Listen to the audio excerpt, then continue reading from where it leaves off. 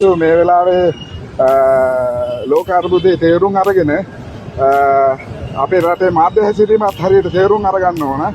අර්බුදය පාවිච්චි කරනවා තමුන්ගේ හොරකම් මරකම් වංචා වහන්න. මේ රජය තාම රුපියලක් වංචා කරලා නැහැ. අපි දන්නවා ලෝකයේ අර්බුදය හැමේ කලින් වෙච්ච අර්බුදයක් දන්නවා. අපි මේකත් දන්නවා. මොකද අපි මැරෙලේ ප්‍රදුන්නේ නැහැ. අපි ඩොලර් නැති වෙලා ලෝකේ ණය වෙලා ණය ගවා ගන්න බැරුව වෙච්ච අර්බුදයයි ලෝකෙ තෙල් නැතුව දැන් වෙන අර්බුදය දෙකක්. ඒ නිසා මේක පාවිච්චි කරනවා කලින් එකෙන් කලින් වෙච්ච අර්බුදයක් විදිහට වහන්න. ඒක හරි කැතයි.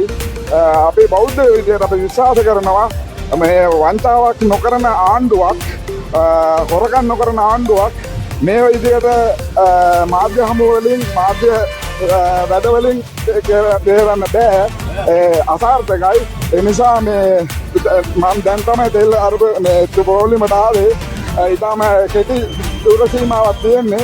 ඒ නිසා මල්ලිලාගෙන් ඉල්ලලා දුන්නා මේ ඊට වැඩිය හොඳයි මල්ලි මේ කම්කරු රැකියාවක් කරනවා නම් මේ ඔයාලට මේ ඊට වැඩිය මේ ගරු කටයුතු.